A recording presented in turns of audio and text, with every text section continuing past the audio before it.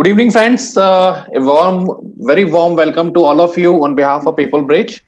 And we have a very esteemed and distinguished panel with us, consisting of Mr. Abhijit Parlikar, Mr. Salil Lal, and Mr. Dham Rakshit. And the session will be moderated by Neha Saxena. A bit about her: she is a graduate from Symbiosis and has a very distinguished career, starting out her career as a management trainee with GE, and then she worked held a number of roles in GE, and subsequently she worked for Microsoft and currently heading the global portfolio of talent and diversity with RB India. She has been among the top 16 future HR leaders as recognized by People Matters, and also been recognized by Zombie as top 40 in HR leadership. So I will hand it over to Neha for her to introduce the panel members and to carry this conversation forward. Thank you. Yeah, please. Thank you so much. Good evening, everyone. First of all, I really wish that during this time of COVID-19, all of you, your loved ones and family members are staying safe. Thank you so much for joining us on this Saturday evening. I know we've got about 200 people on Zoom and we've got several more listening to us live on Facebook. I know we are looking to gain from an insightful conversation that will happen today.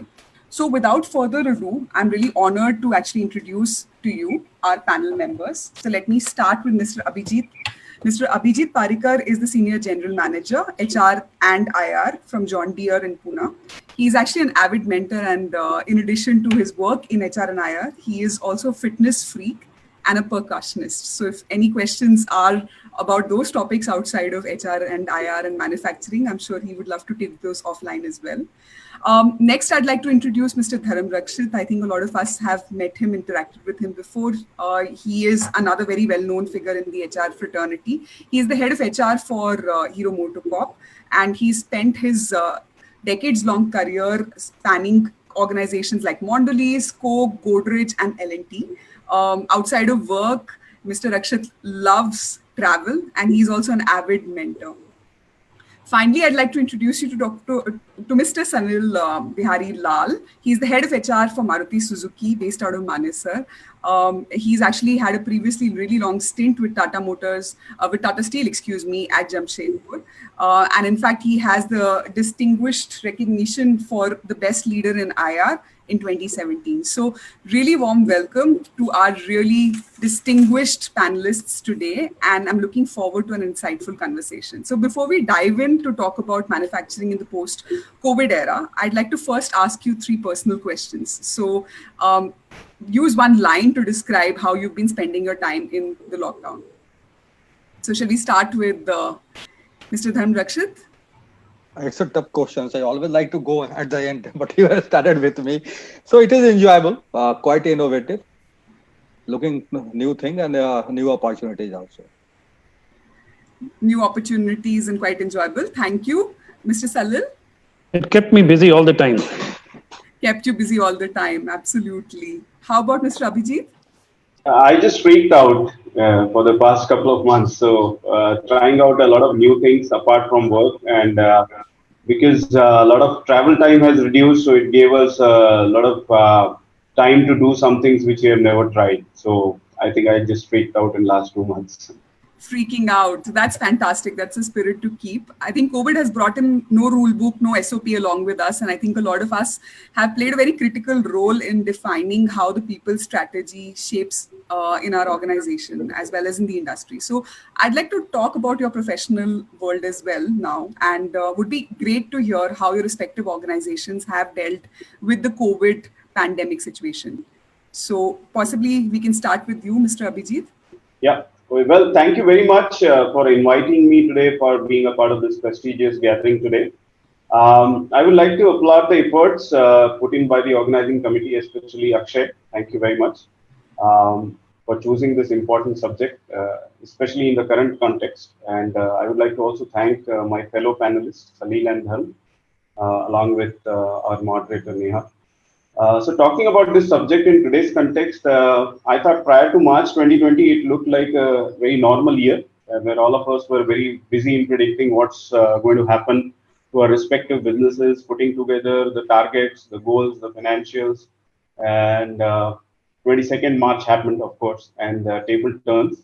And all of us who were thinking that COVID may not soon come to India and it may not affect us to the extent that it has done across the world, we were wrong actually. And we couldn't have imagined that the damage that this has done to us is going to be to the extent that we are experiencing today. And we almost struggled for last 2 months now, and we are still wondering what's next. And I'm sure all of us are struggling to understand how are we going to really define the new normal. And even for today's subject, rather than saying post-COVID, we should have said post-lockdown, because we don't know how much more time this COVID is going to stay with us, and we are now probably learning to live with it.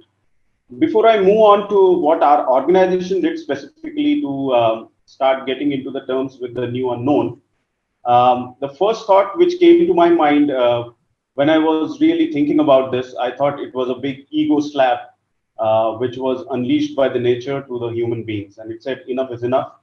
I would like to breathe as well. And if you have carefully observed what has happened over the past 42 days of this lockdown, that our nature is now breathing. And it is telling us that I am bigger than you. And it is saying that, all of us need to lead a conscious life.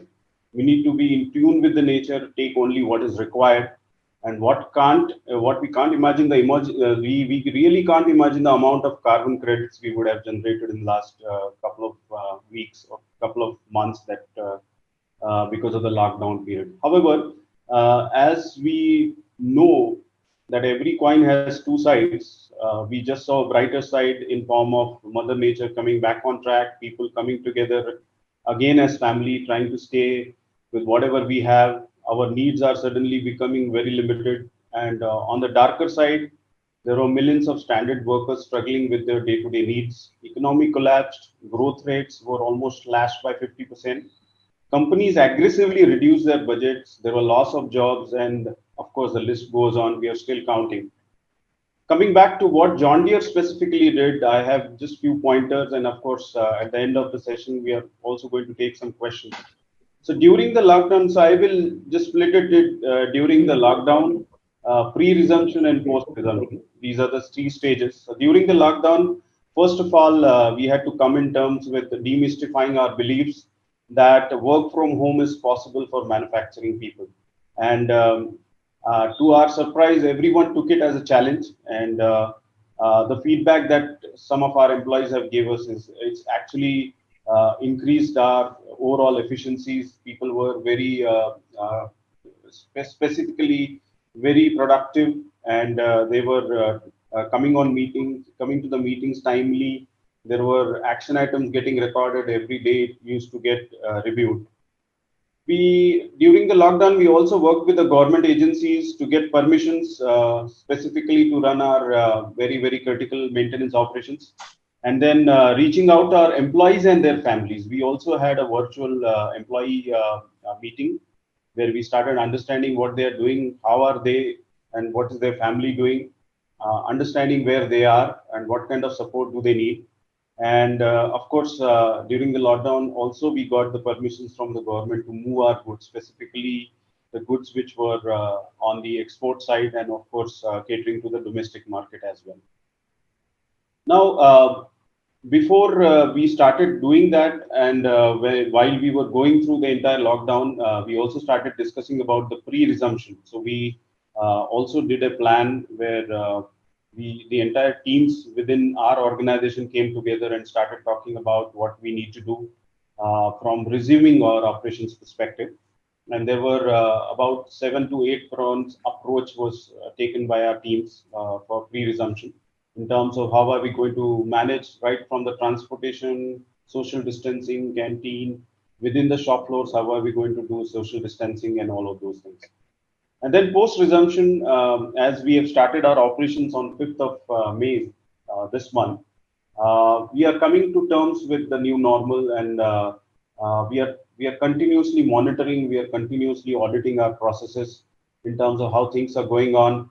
And we have defined a minimum limit of employees that can stay in a particular shift, and then making sure that we make all the efforts to ensure social distancing, to ensure that the people are safe, to ensure that everybody understands the importance of the PPs, the new PPs that we are trying to give them, and also ensuring that they are safe and giving them that confidence that when they are coming to the factory, they will be completely safe here.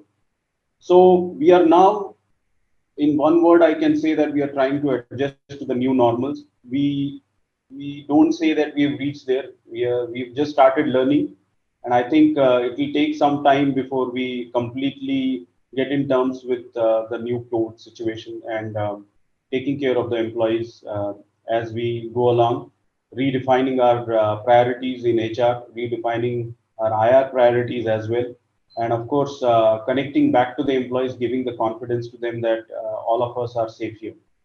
So that's those were some of the points from my side. Over to you, Neha. Fantastic. Thank you for that. And what you just said, I loved what you said about the ego slap from nature for humankind. And the second element that you talked about, how the mindset change of work from home is possible, has come about very effectively through this. We will come back to what you said about redefining priorities in HR and IR. But for now, I want to move to Mr. Dhan Rakshit and hear from him. What are your points of view on how Hero MotoCorp has dealt with the entire situation? Thank you, Neha, for giving me this opportunity, and thank you, organizers, for inviting me for this very engaging session. Interestingly, say this, but think the couple of the months back, every say corporate discussions used to centered around couple of things: volume productivity, value productivity, market shares. Okay, but what has happened in the last couple of the months actually, when the COVID knocked our door and they started showing its ugly faces.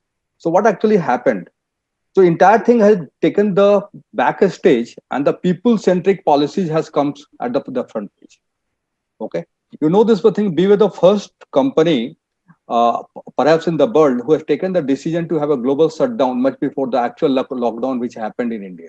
25th, the actual lockdown happened in India, and we have taken a decision on the 23rd itself. So we were much ahead in terms of understanding the issues and how we are actually and shown our commitment to the people-centric approach. So previously, whatever the being discussed, that is the VUCA, uncertainty, and any kind of things, and I think this is the best time when actually we can go and we can really understand and experience what is the meaning of the VUCA. Given in this kind of a context, because fortunately and unfortunately, if you see this thing, normally when anything happens, the people start looking either to historical data or looking outward and seeing this thing here, what other organization have actually responded when actually this kind of the pandemic take place. But unfortunately, no such kind of the rule book was there. So everybody learned, everybody experienced, and by their own experience, we all are evolving. And when we all are evolving, we are also having a close coordination, forgetting our past competition and the rival, and we are trying to understand from each other how we are going to protect the center stage, that is the people, during this pandemic time. So this, when you see this thing, I understand this thing that for the Hero MotoCorp, when we took a decision to globally shut down, the prime objective was like how we are going to make our people safe and secure. And when we took the decision back on the 4th of the May to resume our operations, okay, again the center stage was how we are going to secure the people's safety, okay, and that's why so the production has taken the back stage, the volume productivity, value, everything has taken to the back stage. What we have taken, like, think of what is our address to the situation, so that when the employee comes back to the working place, they found it much and more safer. So it is not about only the social distancing. It is not only about, say, this thing, some of the activity what we are doing, but to build up a psychological connect with the employee and to reinforce that kind of a confidence that my organization takes care of me, as well as my organization provides me the safest workplace. Okay. Given in that very context, you will be surprised to note that during the last 2 months, at least the 4 times our chairman had the town hall with each and every person, which was quite unprecedented. So by default, every week he was interacting, and it was two-way interactions. It was not a monologue.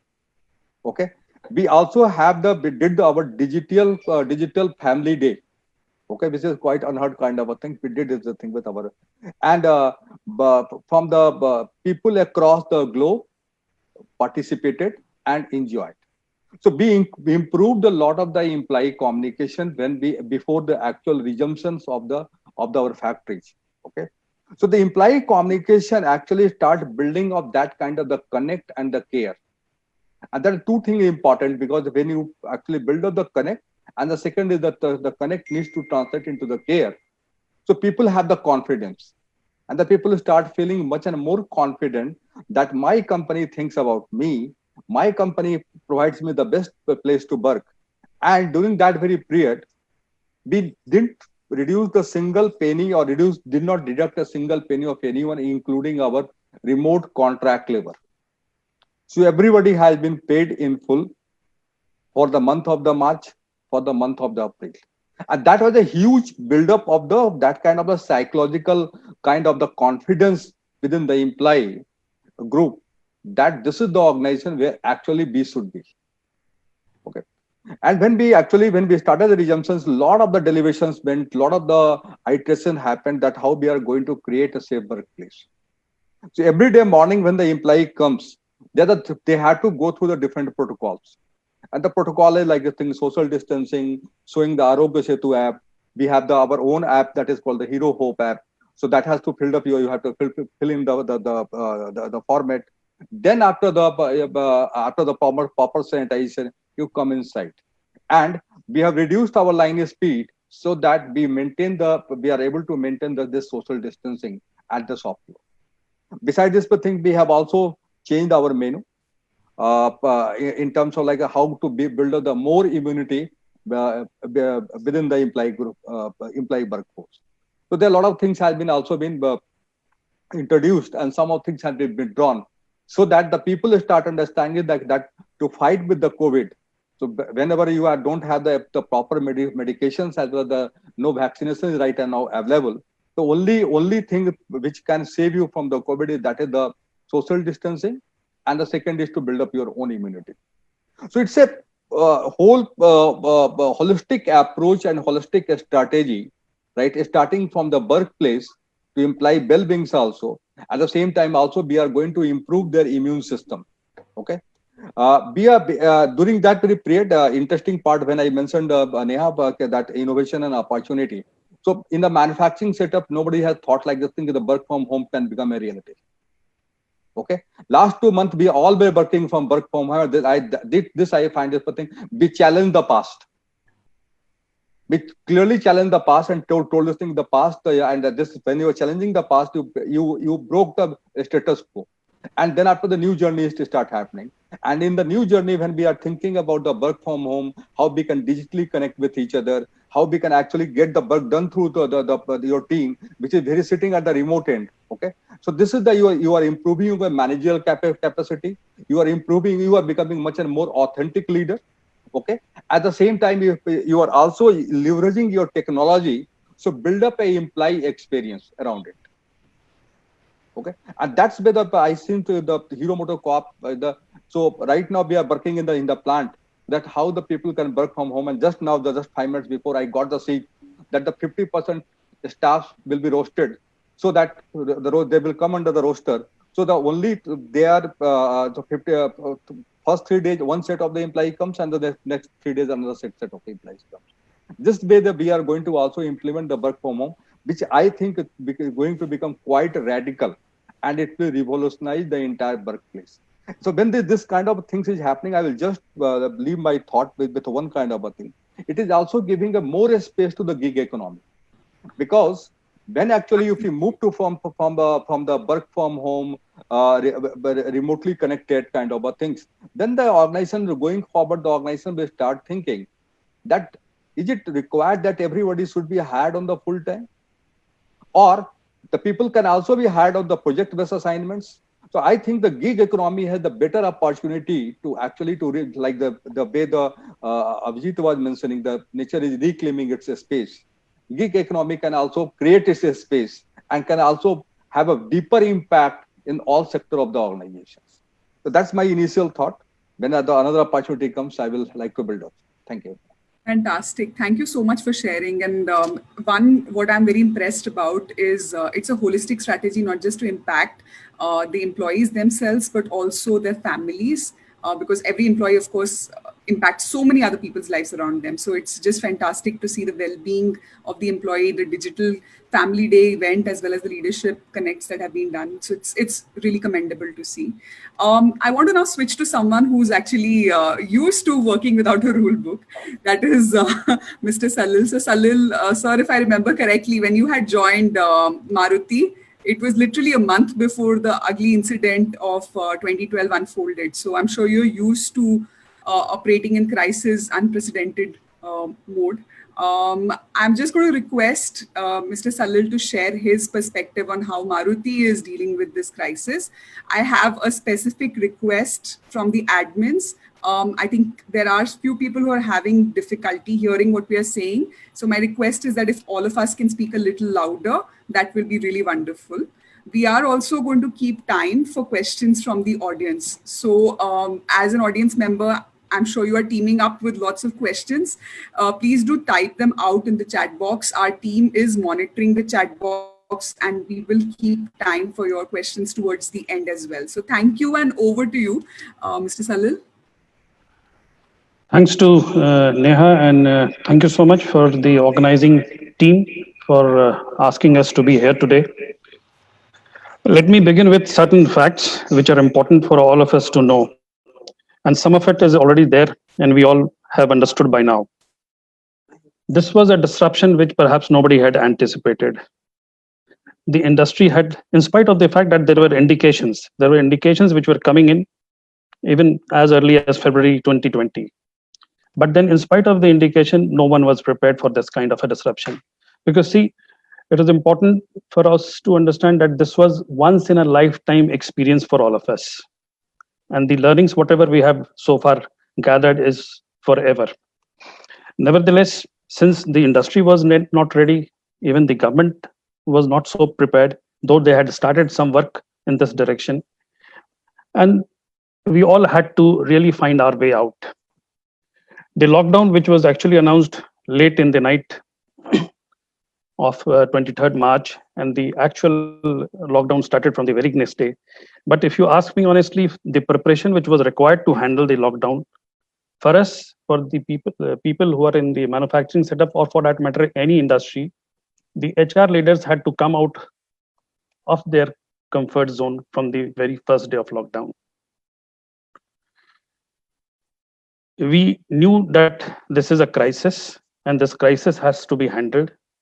We were in touch with our people. We also had to move out in spite of the fact that there was a great amount of exposure. There was a health concern, and still people came out to support whosoever was stranded wherever he was. We had to move out in our nearby villages only to support the migrant labor who were actually clueless with very little support available. And then there were many arrangements were to be done to handle these category of people, and they were in thousands. So whether it was a medical requirement, whether it was a requirement with regard to their daily needs, or even at times issues related to law and order. I'm thankful that we had a support from the local administration, the local district administration, the local police, the labor department, and all such organizations. They came forward to support us. They also were very proactive in terms of what needs to be done. And obviously, you must have noticed that there were guidelines being issued from time to time, even during the lockdown. The second important aspect which disturbed everybody was that the lockdown created a lot of uncertainty. There was a doubt, there was a fear, and all this combination of doubt and fear created a lot of negativity in the environment. So again, it was our job to see that how do we actually come out of it. Lockdown was necessary, but it was equally important for us to plan how do we come out of it successfully. And of course, taking all the precautions. If we have to talk about ourselves, the way we handled or approached the situation, as I mentioned, our team from the plant, both whether it is production or HR, we all came forward. We formed small teams. We went to the villages to see our people. To the extent that we started distributing ration, we started distributing cooked food. We even started distributing medicines and daily supplies. There were issues with regard to the local people and the migrant labor, which also was to be coordinated with the local administration. And this we were doing almost on a daily basis. Subsequently, when we started preparing, because we knew that someday or the other we'll have to come back to work, and which needs a very detailed planning. So a complete SOP was to be formulated. We were in touch with the state government in order to see what best can be done, because we as a large corporate had to support administration in fighting the complete situation at the district level. At the same time, when the SOP was getting prepared, we had to see each and every aspect wherein a person, if at all we resume work, it has to be under a very, very safe environment, and all precautions has to be taken. Subsequently, the document which was prepared was shared, and then we also went into each and every detail. We got permission to operate in a limited manner initially, but then we had to make complete arrangement starting from the first pickup point for a person. So a person who has to be picked up from a place, so right from there till the person arrives at the factory gate and enters the factory, and the time he spends inside the factory. So a complete cycle time was discussed, elaborated, and then necessary inputs were given in order to make the environment safe.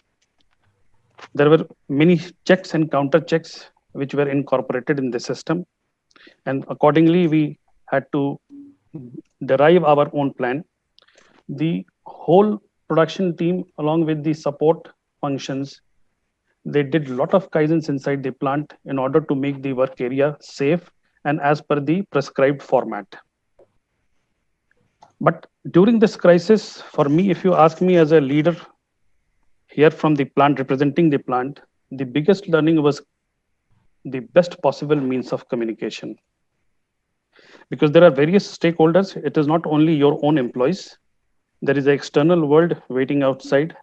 We have associates, we have our own employees, we have the local authorities, the external media, and all these stakeholders they required some amount of briefing, they required some amount of communication almost on a daily basis.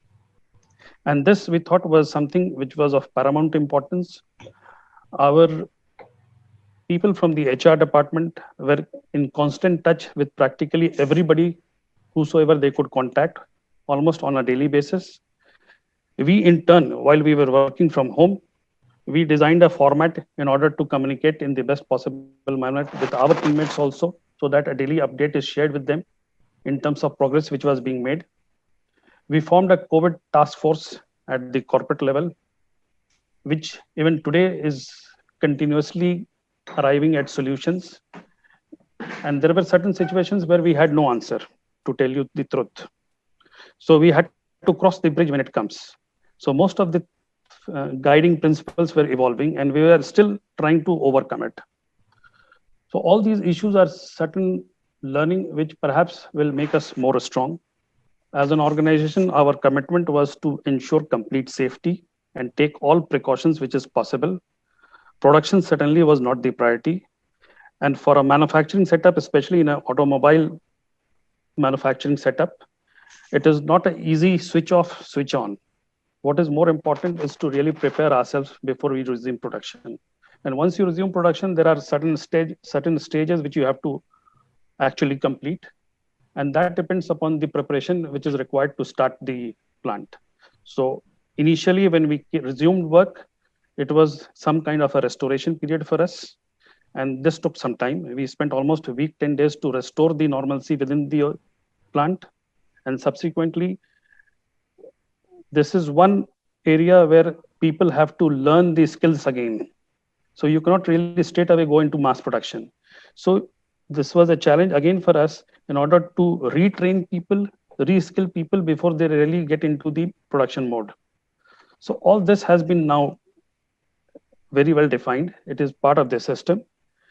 And then we are also communicating to our people how to cope up with this situation, because as we mentioned earlier, this is not a situation which is going to end after the lockdown is lifted. And perhaps we have to learn to live with it maybe for another 6 months to 1 year's time. We don't know the time frame exactly. But this new normal or the practices to be followed under the new order is something which has to be followed both at a personal level and as the professional level. And this is one exercise which we are doing almost on a daily basis. We are asking our people to modify their own habits. Most of the old practices have now been discontinued, even at the plant. And then we are trying to get into a mode where we would all be really looking forward to support from everyone. So this is in a nutshell what we have done so far. And as I mentioned, there were various stakeholders who had to be kept in loop. And we had a large village community around us. So we have adopted villages nearby our plant. So that was one big support, which we thought is something which is of importance to us. And the village community was also taken into confidence before we started our work at Manesar. Thank you so much for sharing. And few words which I took away from what you just said is reinvention, quite clearly, because you talked about ultimately overhauling every single thing, right from production procedures to security procedures to how we think ourselves as well as how do we operate. So thank you so much for sharing that. And the second thing which I took away is that we're all in it together. It seemed like there was complete collaboration between the different departments at Maruti to make sure that we are leaving nobody behind. The village is also taken along with us. So that's just fantastic to hear. And I think as a common thread, as I hear all three of you speak, it sounds like HR has always said that people are our biggest assets in the organization. But all three of you, what you have shared is that you've actually put money where your mouth is and made that come alive in this type of crisis. So I want to talk a little bit more about money, because most organizations today are grappling with a situation where the market is not picking up our products as much as it were before. So the demand has been definitely much lower than before. And cash flows are a question of concern on every person's mind and not just the CFO's mind. So as large organizations in the Indian setup, how are you thinking about managing cash flow in your setup? Possibly we'd like to start with Mr. Salil, if you're comfortable. Yeah, sure. See, first of all, it is, we must understand that how do we manage our budget? And there are various ways and means to handle the budget. And since this was an unprecedented situation, which nobody has planned, so obviously the best way is to relook at the overall budget which you had prepared. And there are ways and means to control your budget without even touching individual salary.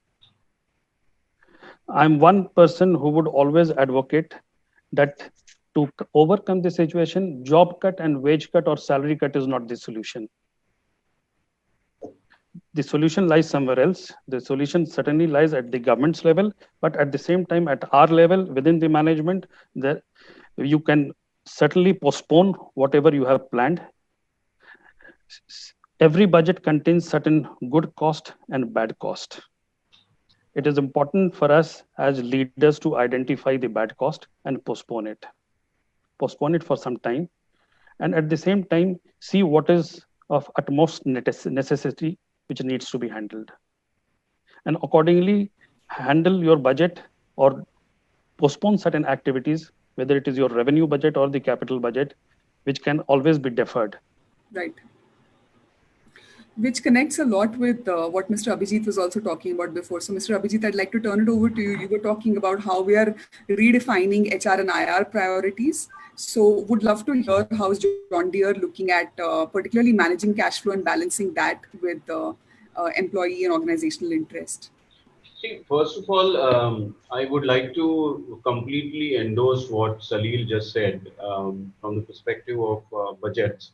And of course, like Dharam said, we never reduce salaries of our employees, or for the past, even for our contractual workforce, we have not reduced the salaries. And in fact, we are in a situation which is the other way around. We have huge demand, including our export markets. And every tractor that we are going to produce is going to have a name of a customer written on it already. So we are in a completely different kind of a situation, and therefore, coming back to what we were pre-COVID is something which is of utmost importance to us right now. And yes, we are struggling for the past couple of weeks, but I'm sure in next couple of weeks we will be able to come back to what we were pre-COVID. However, the most important aspect that we are currently looking at is how can we keep our entire facility safe from any of, so we don't, the last thing that we obviously want is we don't want any of our employees getting affected by COVID. And we are taking all the measures as talked by Dharmji and Salilji, everything from the perspective of how we can help employees, including the food that we are serving them. So from the perspective of managing the budgets, of course, we have a huge program which is currently running on reducing our overall overheads, which is the period overheads as well as the direct overheads. So there are 15 different lanes. All of our major middle management employees are actually owning up each and every lane. For example, when I talk about direct overheads, there are lanes on, for example, wage costs, for example, or there are direct overhead lanes on reducing our fuel cost, reducing our electricity cost. How can we switch on to more sustainable ways of looking at things to do? And from a period overheads perspective, also we are looking at multiple lanes to reduce our costs. So that's one part. And of course, on the budget perspective, as Salim mentioned, we have also postponed a lot of capital expenses that we were supposed to have this year. And from the revenue perspective, we have already reduced and slashed our budgets by 25% already on the original budget that we had taken during the start of the year. So all of these things currently we are trying to see how we can ensure that the cash flows are maintained. But the last things that we are going to do is cut salaries of the employees. So that is something that we are not going to do. However, we'll still remain the guidelines given by the government and see how best we can manage this situation and try to be in sync with the new normal, trying to adapt to the new situations as it goes.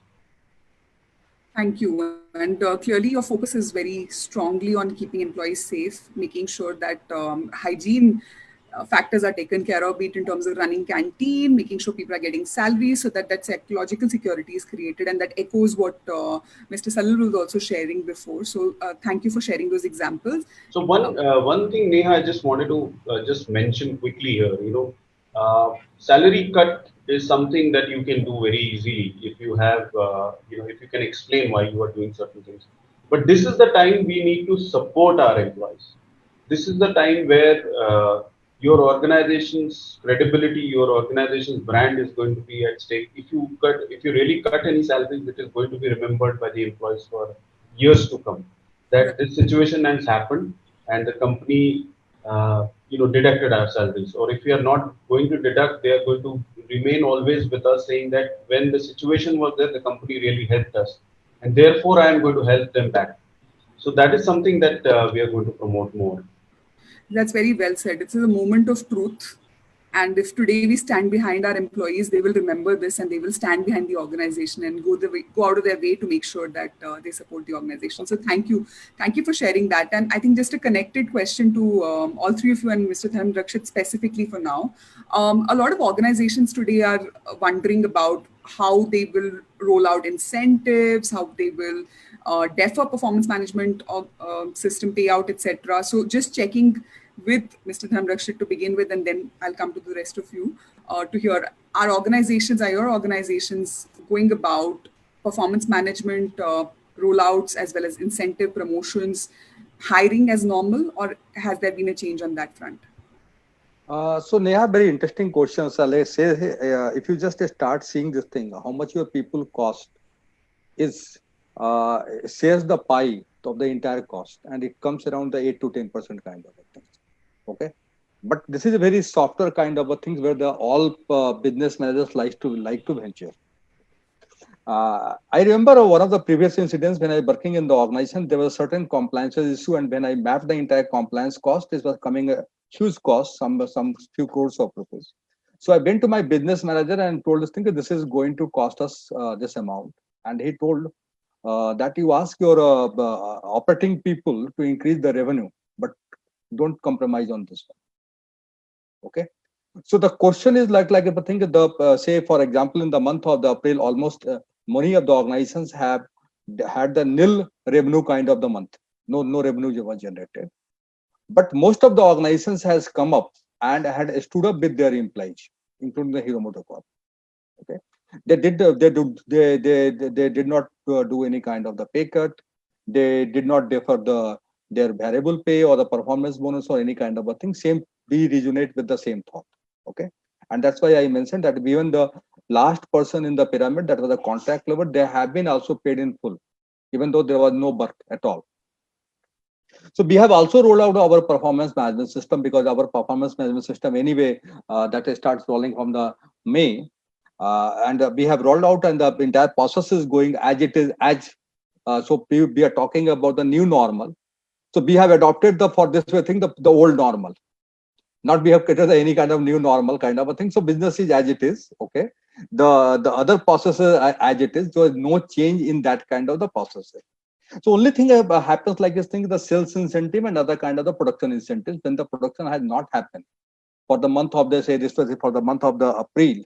So how we have actually mitigated that kind of things, and we realized if we think, okay, there was no fault of the employee. So why the employee should suffer? But at the same time, because you know this thing, sometimes when you work in the nice kind of the work environment, you need to also take care of the future from that point of view.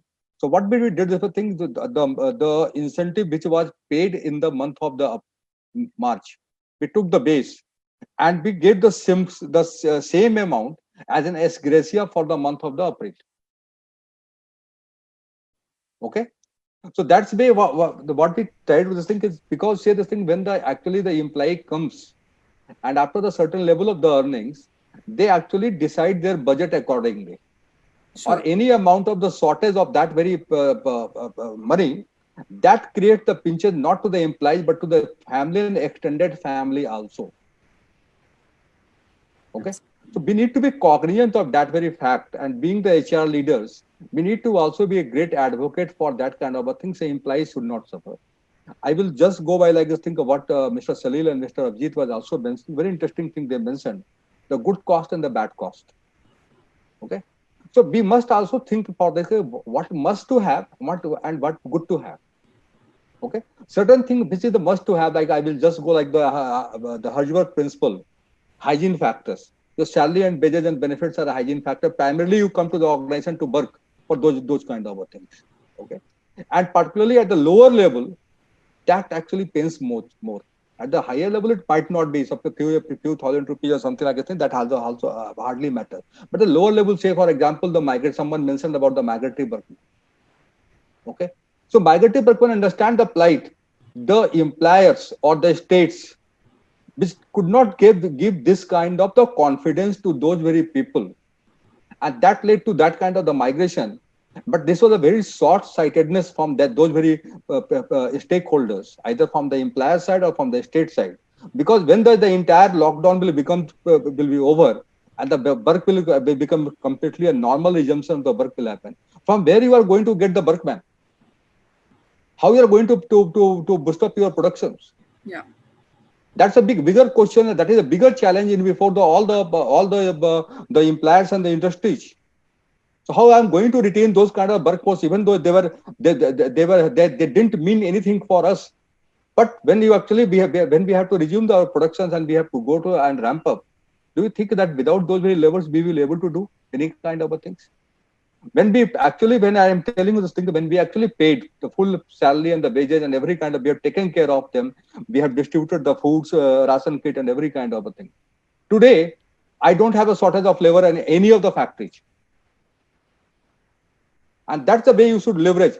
And when your competitors or anybody who has not done this kind of things, there you can take the competitive advantage, because you have the technology available, you have the factory, the machinery available. Now you have the major focus which is going to on the labor that is also available. That is a skill labor which is available, and they will stand up for you in future also. Because I saw this thing, my plant is a unionized kind of the plant. Previously, we used to get any kind of a change, we used to get huge resistance.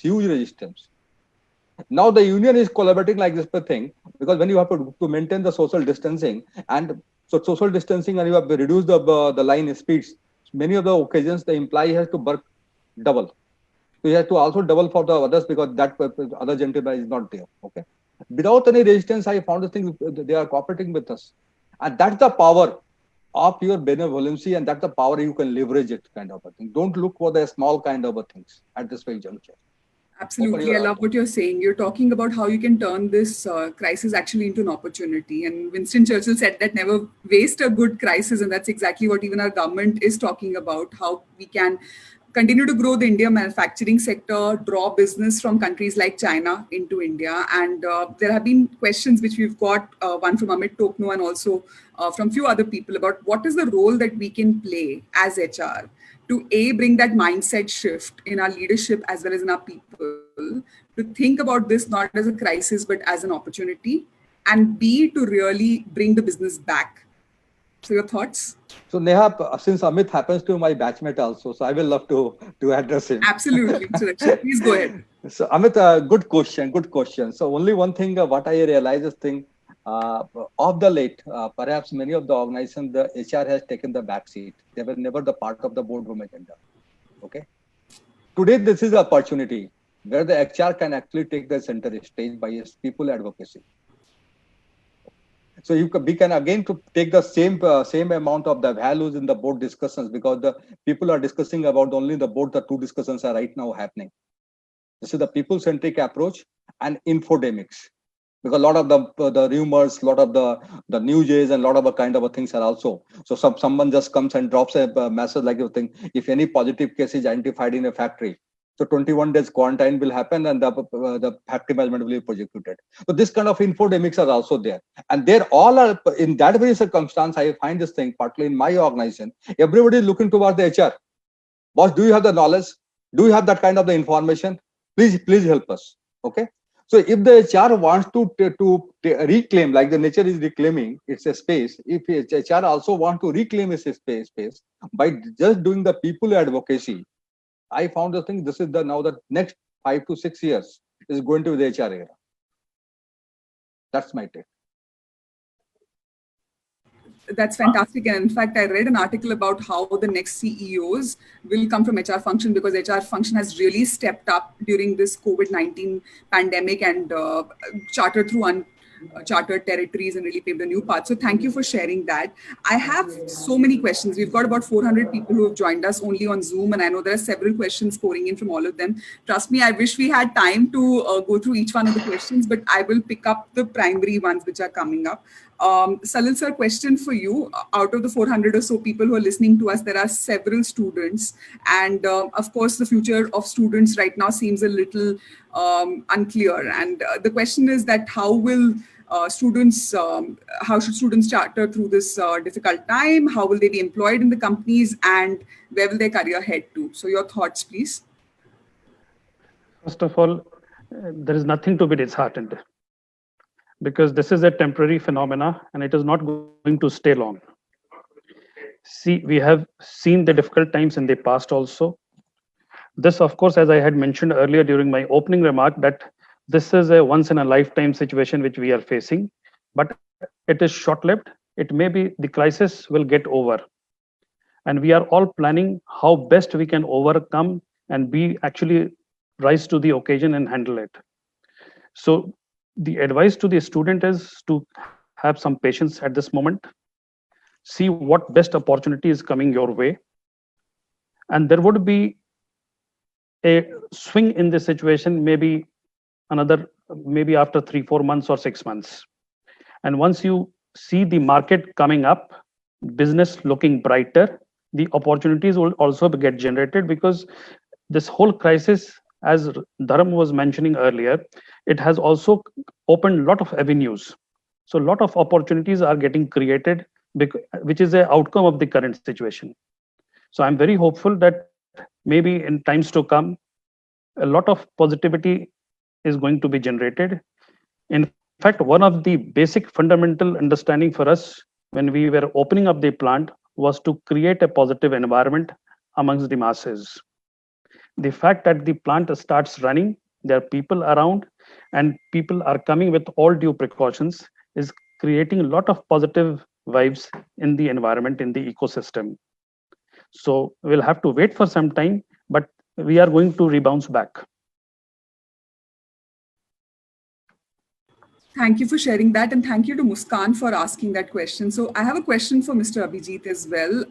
There was US data which has emerged after the COVID-19 situation, and it said that out of 100 employees who have lost jobs in the US, 55 of them are actually women. And there is early analysis which is coming out of that to say that how sometimes the COVID situation impacts women far worse than it impacts men. So want to understand from Mr. Abhijit, what is your take on how women employees are coping through this situation, and if there is some special measure that organizations are doing to take care of women? Yeah, thank you very much. That's a very important question, because all of us, I'm sure, are struggling to have diversity, especially with reference to the gender diversity I'm talking about. So, as we speak, the current situation, we have not seen the impact as you're talking about. Our female employees have started resuming the work. In fact, on the shop floor also, we have around 100 plus female employees who are working with us as associates. And they have also started to resume back to work.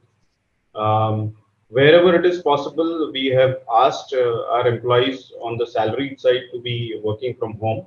And in fact, at the background, they have given a fantastic support throughout the entire lockdown period. The entire analysis, the entire talking to the employees, their family members, our employees, especially the female employees, have done a fantastic job.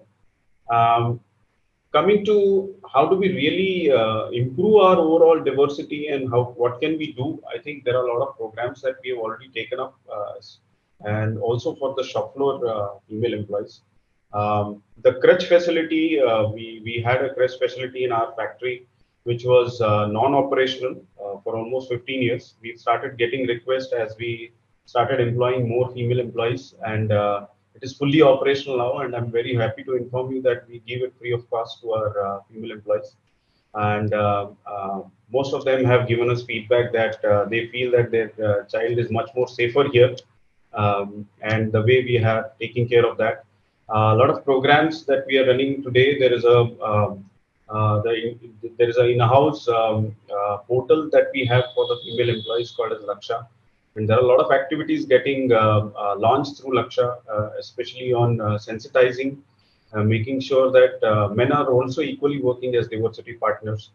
And multiple programs taken up to ensure that we keep on talking about this subject and ensure that whatever are the issues that they are facing currently, we become the first to advocate a lot of things, including bringing in policy changes. So, for example, we started giving maternity kits to our female employees through a program called as Maternally Yours, giving them a lot of comfort and coming up with a lot of progressive policies. So I think, as Salil said, I completely agree with him. This is a temporary phenomenon. And as we go along, it will find its way, and we will find more women employees coming back to work, especially in the manufacturing environment. Thank you for sharing that. I think we also spoke about how a lot of work that women do at home is actually unpaid work. And I think all of us who are listening on the call, I hope you're sharing the load, whether you're a man or a woman. So I have learned a lot of new skills for the past 40 days. I must say that. that's fantastic. That's fantastic to hear. And thank you for sharing from an organizational as well as a personal lens, Abhijit ji. I have one more question which has come for you, and this is a slightly controversial one. Labor reforms, right? So with this new situation, clearly the definition of workplace has changed and how, and clearly our labor laws need to keep pace. So we've got questions from several of us hearing in, specifically from Neeraj. Neeraj wants to know, Neeraj Bhosle, what kind of change is required in our labor policy in view of the post-COVID period, mid-term, short-term and long-term. So would be great to have your thoughts as well as those of the other panelists on this topic. Okay, so I just replied back to one of the questions, and I was telling them that very smaller reforms to the labor laws by amending few sections here and there. Probably that's not the right way to look at it. We'll have to look at it in a very comprehensive manner. And as we move along, there is no concept like lifelong employment. And a few minutes back, Dharam was talking about how gig economy is going to flourish over a period of time. And I'm sure in manufacturing also that's going to be prevalent. Talking about specifically on the labor laws, there are a lot of reforms that different state governments have already taken up by amending, and I'm talking about the short term. There was a lot of representations made by industry forums on when we are paying these people for the past 2 months, especially on the blue collared side. Can we have some flexibility to bank those hours, or can we have some flexibility where people can work extra hours every day to make up for those 2 months that we have done? So is there any amendment that the government is thinking about it, or for that matter, even from the perspective of the salaried employees, wherever we had many employees who have direct interaction on the floor, for example, our floor supervisors. So they will not be able to work from home. So can we have some leverage where we should bank those particular days or particular hours so that we can use it wherever we can? So that flexibility the business is looking at as far as short term is concerned. Now, from a long term perspective, there has to be a lot of amendments from the perspective of different laws, where, be it the Industrial Employment Standing Orders Act, Factories Act, or for that matter, even the various benefits that we are talking about. So I think the government is taking the right steps, but what is missing currently is a comprehensive view of all of those laws. Since labor law is a union and a state subject, even though the central government passes certain things, the state government has powers to amend certain rules there. So I'm hoping that at some point in time there will be a very comprehensive view which will be taken for labor laws, and the amendments which the government is proposing will benefit both the working class as well as the employers. And I hope there has, and of course there is a comprehensive view coming through those 4 labor codes, which I'm thinking it might be launched soon. But even if I study those codes, there has been not much of changes which has been done there. So I hope at some point in time the comprehensive view will be taken. The employer association will also do their own part of it to recommend a lot of things which they want from the perspective of what needs to be done from a labor law perspective. And they are very dated, so we need to make sure that they are in current as we are talking about concepts like Industry 4.0 and the gig economy. So it needs to commensurate with those concepts, and there has to be an overall view rather than taking view on a short-term basis. Short-term is definitely required, but it has to be a comprehensive view. This is my few cents. Just like COVID-19 has been an accelerator for a lot of things in our organizations, like digital transformation, possibly COVID-19 can be an accelerator for labor reform in India as well. So thank you for sharing that. Just turning it over to Mr. Rakshit and Mr. Lal, any builds on that front in terms of labor law reform and what it should look like? So Neha, you see this, I think both me and Salil both shares the one pedigree, that is the Tata Steel pedigree. and will take the privilege, and it is my pleasure also to tell this thing. Most of the labor laws in this very country has been initiated by the Tata Steel.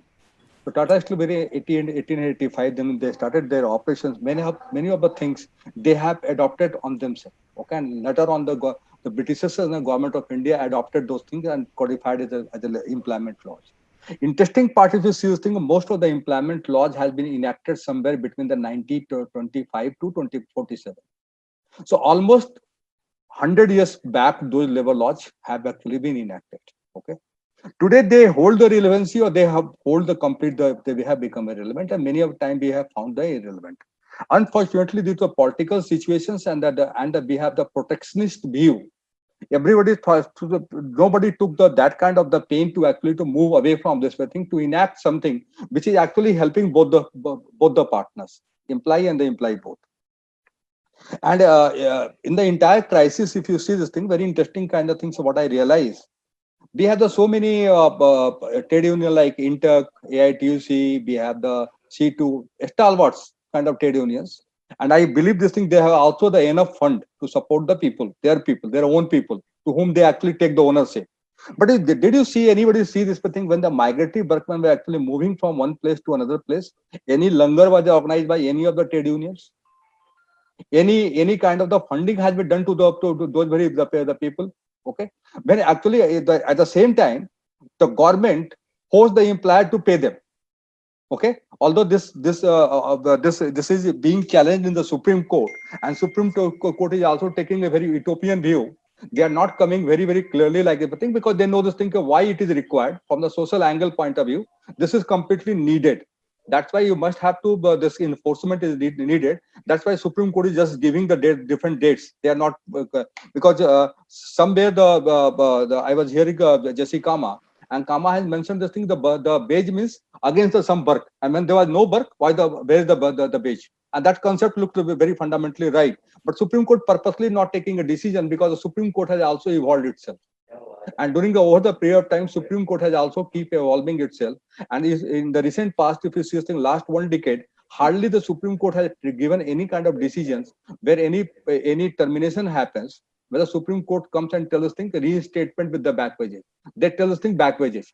Where the 10 years back, the reinstatement was the integrated part of all the Supreme Court judgments. Now they have moved away. This reinstatement. They are telling the pay back wages, max back wages kind of thing. So this was required. Unfortunately, this is happening, and the pace has accelerated when the COVID crisis is there. Okay, and when the COVID crisis is there, largely it is being done to boost the investment in this very country, which is likely to happen from moving the people who are moving out from the China. This would come to India. Okay, and in that very perspective, the entire labor laws or the repealing of the labor laws are being done. I find this thing is no fundamental kind of the thought process has gone behind, which will actually happen after a couple of the months down the line. But today, what is the say UP government or the MP government or Gujarat government is repealing, or the Rajasthan government is telling this thing, the 12-hour shift, or the Punjab government is telling 12-hour shift. Okay, or Haryana government is telling a 12-hour shift with the proportionate wages. But fundamentally, they have taken a step. Directionally, they have taken the step where you will find the thing, the new code of the employment laws will be completely different from the previous one. Right. Okay, that's the approach, and I think the Supreme Court has also taken that very approach, where they have to also not to just only go by what the Constitution tells, what the society aspirations are also there. To manage the societal aspirations, it is also required to look beyond our basic framework, because ultimately the Constitution is also for the citizen of India. Exactly. Yeah.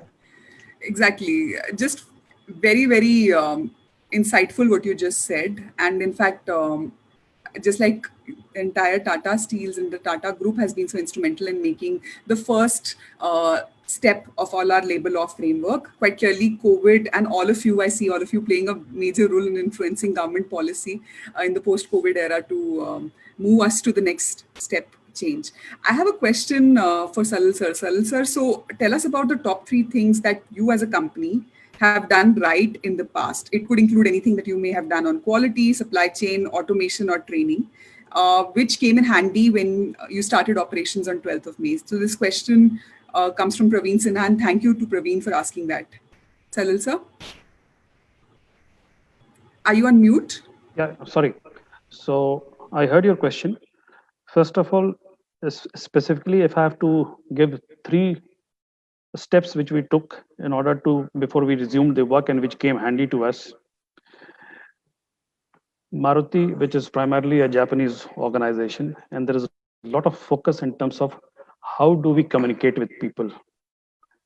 And we have set norms even before COVID, and we have various platforms, various communication channels to actually get in touch with our people. And as I had mentioned, not only with our internal associates and stakeholders, even with the outside world. And these communication channels have been very, very effective, starting from the managing director to the junior most employee. Even the MD takes time out every month to meet the union representatives and the associates without fail. And obviously, when we were in the middle of this crisis, our all communication channels were open. So the unions, we are in a unionized environment. Even the union today was well aware of the development which is taking on a day-to-day basis, to the extent that they had nominated few people in and around Manesar to work with us, to collaborate with us, and support us in all the decisions which we are taking. They in turn were communicating with their people, their mass, including the people around associates. So communication network and the communication channel which we had maintained for last so many years, this came very handy for us.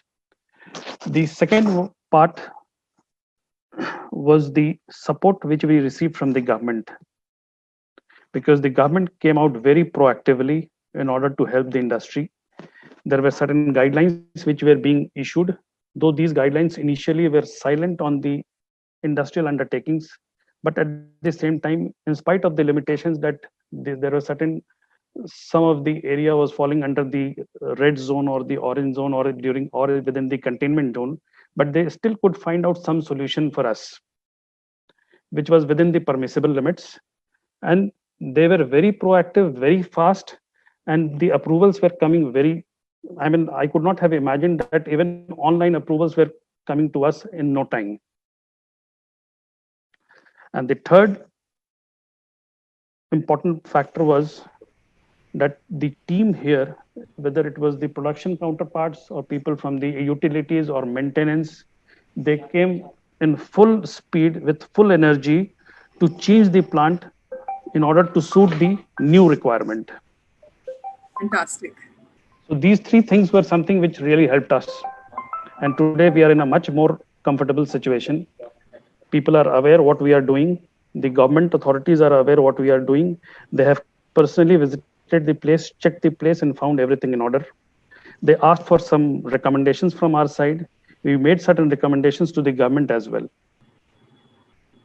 Superb, superb. So it's really good to see that the holistic strategy that you talked about before to overhaul during COVID-19 times, not only is it a joint effort between every department within Maruti, the community that Maruti operates in, but also with the government. So it's fantastic to see that level of next level of collaboration to get the right results. So thank you for sharing that.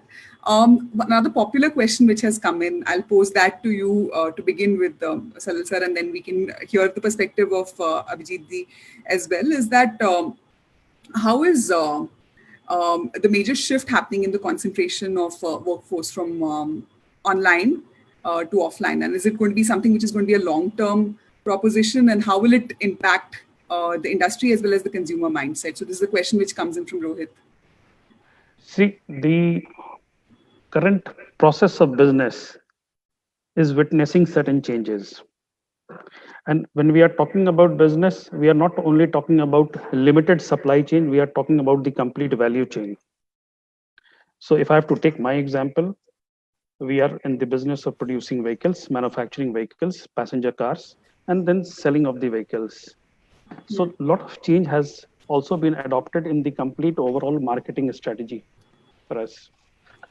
There are various ways and means wherein a consumer would virtually see the product, like the product, pick up a product, and order the product. And these changes are going to take place, rather, it has already started. Right. From a business perspective, if I have to see how it is going to evolve, say after 3-4 months, even our seniors have given a statement, and we rely on that things are going to change, especially in our domain, where the necessity of owning a personal vehicle, which is a value for money, a smaller vehicle for the consumer, instead of really opting out for a Ola or a Uber kind of thing. So shared mobility, there would be a shift from a shared reasonably priced vehicle for yourself. Right. So all this are certain factors which is going to impact the business, and we'll have to find out ways and means, in spite of the COVID or in spite of the current situation, which may continue for next 6 months. So the complete strategy will undergo a shift. Absolutely, and the dots connect with what you're saying. In fact, there are articles in the news about how in China, after the COVID lockdown has closed, the number of vehicles that are being sold has jumped up, simply because people prefer to use their own vehicle now rather than go by public transportation. So that connects with what you're saying. I'd like to turn it over now to Abhijit ji. Abhijit ji, it'll be good to hear your perspective on exactly the same question. How do you see the shift from an offline versus online perspective? Do you see it continuing? And how do you see us managing that more effectively in times to come? Yeah, so Neha, interestingly, we are in the business of helping people who are linked to land. So, yes, if you ask me about the farmers, they have become much more educated, and all the people who want to currently do farming, they are much more aware of the product. And every time when you start talking to a customer, the demands are completely changing. And as we speak, John Deere has been the first to introduce a lot of new technologies within the tractor. For example, power steering, or oil immersed disc brake, or oil immersed clutch. So all of those technologies, we have helped the farmers really to make sure that the downtime of the tractor is reduced drastically. And we are seeing a complete change in terms of the demand. People are preferring for tractors which are much more robust, which are much more powerful, and which gives value for the money.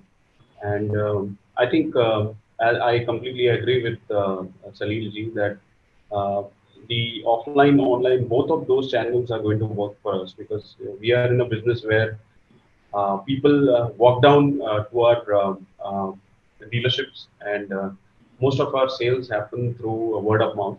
And in current situation like COVID, we will have to open up channels which are more online as well. So I think it will be a combination of both. And of course, we are trying to adjust to the new normal, as I said. So we'll keep on exploring what we need to do to move that further. Great. I have the next question is also for you.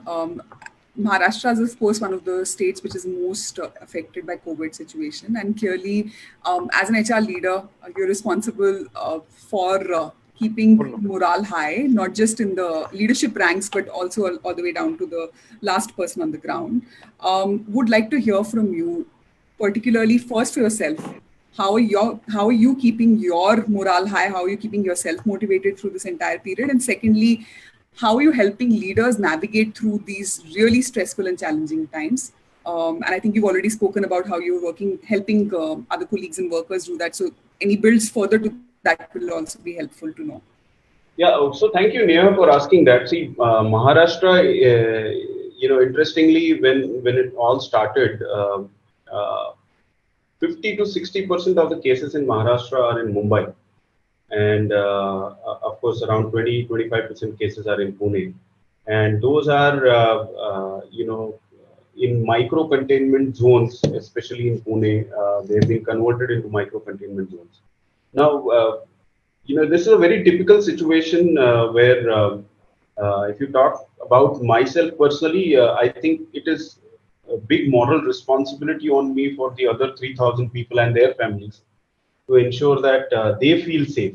And I think the most important strategy, as Dharm also talked about, that we had a continuous conversations. We had conversations by our senior vice president manufacturing. We had conversations by the managing director. He spoke to all of our employees, and we not only talked to our salaried employees, but we made sure that our colleagues, our supervisors, our IR representatives, they all start talking to our wage employees as well, including the contract laborers, and giving them enough amount of confidence that we are taking all the due care which is required, which is much more than what the government has asked us to do. And not only within our organization, but we are also surrounded by around 5 or 6 villages, and we are going into communities, we are helping them, we are giving them all the personal protective equipments which are required. So, because see, what happens is, if my employee is staying in that particular village, and if that village sarpanch is not very happy to send my employee to the factory for working, that's not a desirable situation for me. So I need to keep myself abreast with what their thinking is, giving them a good amount of confidence. In fact, I called all the sarpanches of the villages last week only. I had a very good chat with them. We showed them the entire facility, what we are doing to ensure that we keep up the safety requirements much more than what the government is expecting us to do, and giving them a good amount of confidence. And while they went back, they were very happy, they were very satisfied with the way we are conducting our business, and it has given a lot of confidence to them. So as we speak today, one of our major area where around 300-400 of our employees are staying, that area came out of the containment zone, and we spoke to the sarpanch telling him that this is what we have done. We were very happy. Our buses are going everywhere in the villages. We are actually increased the number of buses to make sure that we maintain the social distancing. So from all that perspective, we are trying to see what can HR do to contribute. So I will go back to what Salil was talking about, how HR can step up in this particular situation. Is we not only went to help our own businesses, but we went on to help our suppliers who are supplying us critical raw material. And we also help them to ensure that they start their business. We gave them a lot of confidence in terms of how do they implement different strategies of social distancing and other important norms. And we also help them. We also help them with the strategy of how they can call back their people. We went up to the extent of ensuring that we help our employees to get the passes for if they are in different districts. We send our buses to those different districts to make sure that they come back. So I think my motivation will come from the fact that my employees are very happy. And one of our union leaders, he sent me a WhatsApp message a couple of days back saying that I am extremely happy with the way with which you are taking the entire care of our employees. In fact, I am feeling very happy and safe if I'm coming to the factory. And it was kind of a standing ovation for me for all the efforts my leadership has put in, my employees have put in. And it was a good feeling, and that gives us a lot of confidence and motivation. So that's the way we are conducting ourselves. However, it's a matter of concern that Mumbai and Pune, the cases are very high. The government is doing its bit to help them ensure that, and we are not calling anyone who are from containment zones. We are still making sure that we are keeping that option at the last. And wherever there are containment zones, we are talking to the employees. We are making sure that they are meaningfully engaged, and we are talking to their families as well. So all of these things are helping us to get back on track soon. That's extraordinary to hear. I can only imagine the amount of satisfaction you would have got by hearing such positive feedback from a union leader who's usually on the other end and is a sparring partner. So thank you for sharing that. My final question, so question number one, which I'd like to ask Salil sir, is how is the contactless ideology impacting blue-collared workforce? Any immediate changes that you see in policies like engagement, reward and recognition, and performance management? And thank you to Professor Spring from XISS for raising this question. So, Salil sir? Yeah, can you just come again? Right. So the question is from Professor Spring from XISS. How is the contactless ideology impacting blue-collared workforce? Any immediate changes that you see in policies like engagement, reward and recognition, and performance management for blue-collared workforce? See, as of now, I don't really foresee a major change in terms of rewards and recognition, or for that matter, the PMS exercise, which is still on. And maybe that it slightly gets delayed because of the current situation. But I don't really foresee any major change as far as PMS exercise is concerned or any reward and recognition schemes are concerned. We were able to honor our commitments even for the fact that there was nil production, not a single vehicle produced, not a single vehicle sold. But we had to honor the commitment in terms of the waste settlement, which we had done in the past, which was applicable from April 1st. And we actually did it for all the employees who were entitled for it. That is number one. With regard to contactless, to be honest, we are still maintaining the contact without being physically present. Okay. And this is something which is helping us. As I mentioned, we are in the process of meeting people even on a virtual basis. There are meetings which are being held through VC, through WebEx, otherwise also. And since now that we have resumed the duty, people who can, except the people who reside in the containment zones or who are from a different district or different state, because we are following the current norms. So we are not calling people from outside. We are not calling people from different districts. So we have limited ourselves only to Gurgaon district as such. And those who are here, probably our people from HR, plant HR, they are available right from 6 a.m. in the morning till 4 o'clock in the afternoon. My goodness. First to expedite the entry, follow the norms which has been prescribed, the SOP which has been prescribed, and once they are in, then we actually try and meet them on the shop floor, and subsequently we also see how best we can accommodate, whether it is the cafeteria or the restroom or other places. That's fantastic. And as a world community, I think we have lauded efforts of people who are working in the front line to keep the world safe from COVID-19. I feel that the world has not lauded HR professionals like all of you esteemed panel members is to make sure that industry keeps running and people continue to stay safe. So I think from my end, just like a big round of applause to all of you for making sure that the world continues to stay running as well as people continue to stay safe. My final question, and I wish we had time to continue. I know there are over 400 people who joined us and there are hundreds of questions that have come my way. Unfortunately, we can't make time to take all of them. But my final question would be to Mr. Dharam Rakshit. You spoke about how we don't know how long COVID situation is going to continue, and Hero MotoCorp is taking measures to build immunity of employees. So would be great to hear examples of specific initiatives that may have been done to build immunity of employees. Neha, interesting part is like this, I think the situation is very dynamic. So the people talked about the containment zone, the buffer zone, the red zones, and different kind of things. I never know this thing which place is actually becoming a containment zone and after the one next hour. So, okay, the situation is such dynamic, and the such dynamic situation, the HR and the business needs to keep responding. Yeah. So initially, what I mentioned also, there's like the two way to avoid the entire kind of things. First of all, how you are going to maintain the social distancing, and second, to how you are going to build up the immunity. And immunity is not something like a thing that it has to be the mental immunity or the physical immunity both. Because many of the time when you actually the two kind of things, we have talked only about the positive, negative aspect like this thing.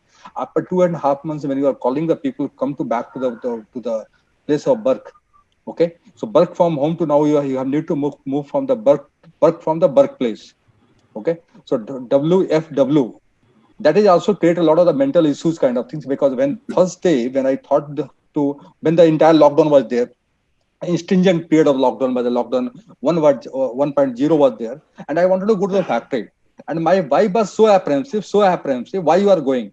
Don't become Robin Hood. Don't trying to become hero. Why you are going? Is it required? Okay. And when I came back, she saw me like I think I have come back from after the battle, and I have won the battle kind of a thing. That kind of a thing. Okay. And when I also came back, I realized what kind of the precaution I had to take when I was going out, and when I have come back, what kind of the stringent rigorous process I am going on removing your all the clothes, taking bath and other kind of things. Okay. So I was just thinking from the employee point of view, how it is good they are going to experience the entire kind of things. So when you are going out, you are having so much gloves, mask, sanitizer, trying to avoid every kind of things. So are you, when you will come back to the workplace, will you be 100% there, or you will always feeling very apprehensive? Okay, what is actually, because everybody thinks I am not a corona positive, but the person against sitting against me, he may be. That's Right. the kind of the fear. Okay, that's the kind of the fear which is going in the mind of everyone. And if that is the kind of the fear, how you are going to build up that kind of the psychological build, so the people become the psychologically also become very safe. Okay, because once your mental agility is very high, perhaps your physical agility will also become very high. So while we are taking a lot of sessions like yoga, meditations, so I mentioned about one Ayurvedic kind of a kadha which is being now distributed in all the canteens, okay, which contains the glory and something like that, all the old Indian recipe kind of things. But what I realized from the organization point of view and the HR standpoint, how we are going to build up that kind of the psychological build amongst the employee. So when they are coming back to the organization, there is no doubt about that way thing. They always feel this thing, yes, I am safe here. And perhaps that's what kind of things we are trying to do at the gate, when we are sanitizing the people in the buses, the transport, where we are providing a transport. The transport capacity has been reduced to the 50%. Yeah. When you are entering inside the plant, there are a lot of the measures are being taken. At the canteen, you will find the thing, the distancing are being maintained. At the shop floor, the distancing are being maintained. If the people are wearing the mask, people are wearing the face shield, people are wearing the PPE. Okay, all sort of things are there. So one side it is the physical context, but at the same time it is also a mental context is also emerging out, which is actually giving you the very safe kind of the feeling. And that is more required from the safe feeling kind of say, yes, I am safe here. So someone just asked, I think the Professor Mohit has asked a very interesting question, that how is the contactless kind of a things which is going on. Okay, I will just like to give you one comment. Say this thing, to be very frank, I will also resonate with Salil, that it is near to impossible kind of things, because there are so many thousands of touch points on daily basis. How many points you can actually avoid it? You can have the minimized kind of things, but it is so my union say plant have the 20 the body constitute 23%, and from the management side it is a 5 to 6% always sitting. 30 people means 30-meter distance. You can understand the size of the you have to go in the mini auditorium, you have to need to sit. That's why you can conduct the entire meeting. The Indian people are also not so much technological savvy, by which you can say, okay, let's come on the Zoom and have the 100 people like this thing what we are doing here. Okay, this is not also going to happen. So what we came and told very clearly to union was, this 23 people meeting cannot happen. You need to decide that 5 to 6 guys, from our side 2 to 3 guys, not more than this one. Max 10 people kind of the meeting can happen going forward, as long as this kind of situation is going to exist. It is also going to build up a new culture in the organization, because when the 23 people were there, like this thing, the decision making matrix was how much complicated. Now when you are going to minimize the decision making process very simple, it's also going to build up a new culture kind of a thing. So that's why in the opening remarks I told this thing, I'm looking for a lot of the opportunities. This is the time actually to overhaul your organization, overall your processes, and transform the organization for to meeting out the new crises, because it is not only one crisis which what we are facing in our lifetime. Going forward, we may have to face variety of the kind of a crisis, which someone may be more severe than this one. Okay, I'm not becoming quite pessimistic at this juncture, but I'm just trying to tell this thing. This is the learning phase where we are learning, and we are learning collectively. It is not individual learning which is happening. These are collective learnings for all that. So I found very interesting kind of things, that there is a WhatsApp group which has been, I think, recently been created by all the OEMs, HR guys, plant HR guys are there. Again, a very collaborative approach which is coming out. Okay, we are sharing our best practices. We are trying to learn from each other. So going forward, you'll find this thing, more collaborations, more touch, the physical touch points will be reduced. digital touch points will increase. Okay, the decision making process will become much and more easier. The leaders will become much and more agile to get the work done through their team members, and the gig economy will take a larger space in the entire space. Unfortunately, we could not discuss much, and I think most of the students were also raising the questions like about what will happen to recruitment and other kind of things, and what kind of the competency and the.